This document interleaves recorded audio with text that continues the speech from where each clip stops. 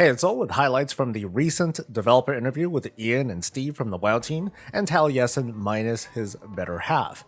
I'm going to cherry pick and focus on the good stuff while leaving a few choice comments behind some B-roll footage. I hope you enjoy it. If you don't mind though, please like the video, maybe subscribe for more WoW and Dragonflight content. The interview overall was quite good. I'm going to leave a link to it in the description, and I advise listening to the whole thing, even if it's an hour long. As for the biggest takeaways, what's caught the attention of many is the notion that nearly everything in Dragonflight will be account-wide. Of particular importance, dragon riding progression will also be shared. From the sounds of it, dragon riding skills will be upgraded through some sort of progression system. Let's think of them as levels for simplicity. As our main happens to gain dragon riding levels, which equate to maybe longer flight times and higher speed for example, our alts will gain the same benefit at the same time. Dragon riding will always feel the same across all of our characters. Any cosmetics that were unlocked can also immediately be used on our alts. The difference though would be like, if we created a brand new character, it's obviously not going to have access to dragon riding right away. You still have to get to that point in the questline, I guess, where you earn your dragon for the first time, and then you can enjoy all the benefits. That, I say, is the big takeaway from the account-wide benefit of Dragonflight. I want to be a bit more reserved with my praise though. For some context, consider the likes of Legion, Battle for Azeroth, and Shadowlands with artifact weapons and the Heart of Azeroth and soulbinds and conduits. You know, borrowed power. And around these features, separate character progression that many players found infuriating to varying degrees, and you can lump me in there too.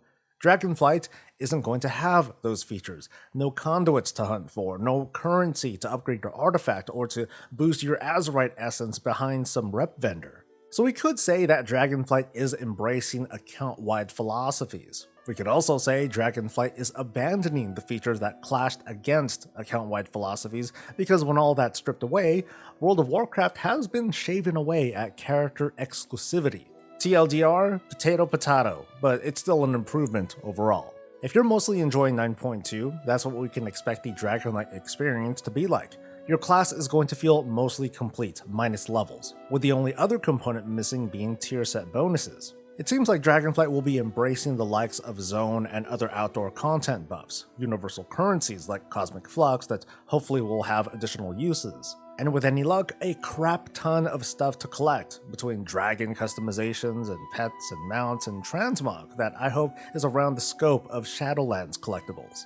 Frictionless flying will make a return in Dragonflight later in this expansion.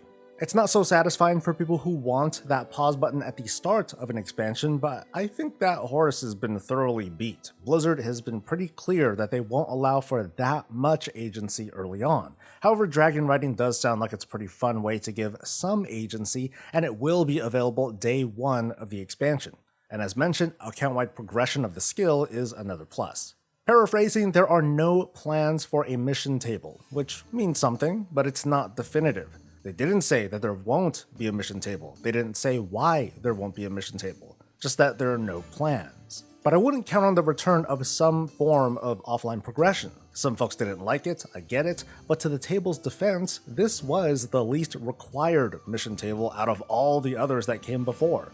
At worst, we built and upgraded it because, there was an achievement that gave us an anima boost. Setting aside the actual missions, the premise of Shadowlands' mission table is its most thoughtful yet, with an emphasis on starting gear, cosmetics, and resources, which, when coupled with the more recent auction house upgrades, allowed for a massive redistribution of wealth between players with gold and players with tables who acquired and sold these resources. The team clarified the reasoning behind the Mythic Plus rotation between seasons. From their observations, career players and even players on the middle ground who just enjoy running dungeons didn't like how stagnant the gameplay was. A new season meant refarming the same gear but better, with the same dungeons, or the same dungeons plus 2 in this case, with slightly different routes based on the season affix combos, and whatever the spec meta was. The way I see it, now that we've had a few expansions worth of Mythic Plus, and the team is interested in adding Mythic Plus to the likes of Warlords and Mr. Pandaria dungeons, this opens up a lot of potential variety of visiting the greatest hits of this feature. It also seems like, with the dungeons as they are, Mists is as far back as they're going with regards to, turning dungeons into Mythic Pluses. They pointed out that the likes of Wailing Caverns won't get their own Mythic Plus because, well, think about it. However, if dungeons like Wailing Caverns were to get a total overhaul, basically making it into a new dungeon experience altogether, then they would make it with Mythic Plus in mind.